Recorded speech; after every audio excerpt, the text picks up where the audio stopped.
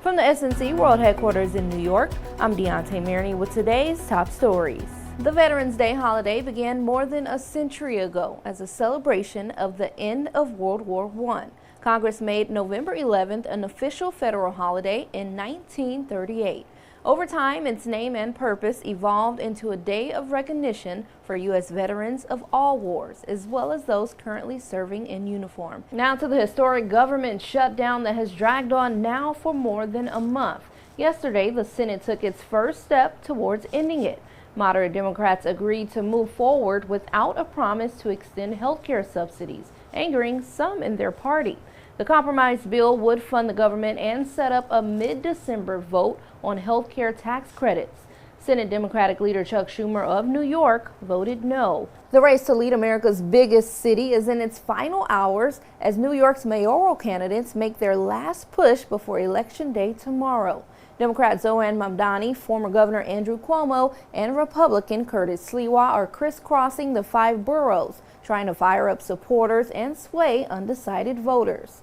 Mamdani hit the dance floor with seniors in Manhattan. Cuomo dotted Brooklyn's Brighton Beach for dinners and photo ops, and Sliwa visited a mosque in the Bronx. The winner will succeed outgoing Mayor Eric Adams, with polling showing a close 3-way race heading into Tuesday. A major outage at Amazon's cloud computing service disrupted internet use worldwide yesterday, affecting social media, gaming, streaming, food delivery, and financial services. Now, Amazon says the issue has been resolved as of Monday evening. It's heated here in NYC, where the race for mayor is underway. We decided to come out on the streets today to see who New Yorkers are voting for and why. Last night, the Senate passed legislation to reopen, bringing the longest shutdown in U.S. history closer to an end. The final vote was 60-40. It came after a small group of Democrats struck a deal with Republicans to move the bill forward. Now, the shutdown could last a few more days as members of the House, who've been on recess since mid-September, return to Washington to vote. But it's Veterans Day, so they'll be voting likely tomorrow. President Trump has signaled support for the bill, saying Monday, "We're going to be opening up our country very quickly." Investigators in Louisville, Kentucky are entering their 3rd day searching through the charred wreckage of a U.S. cargo plane that crashed just after takeoff.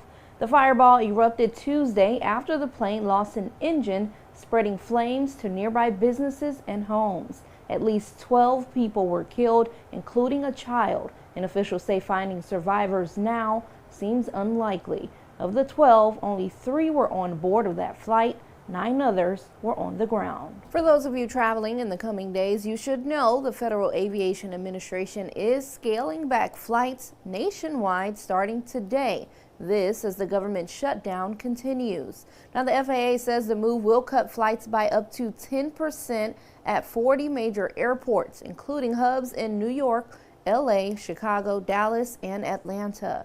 The order is designed to relieve pressure on air traffic controllers who have been working without pay for more than a month now. More than 800 flights have already been canceled as airlines scramble to adjust schedules. Elon Musk could soon become the first trillionaire in history.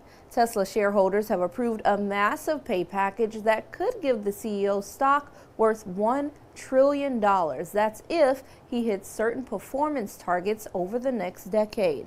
2 U.S. Navy aircrafts have crashed into the South China Sea within just 30 minutes of each other.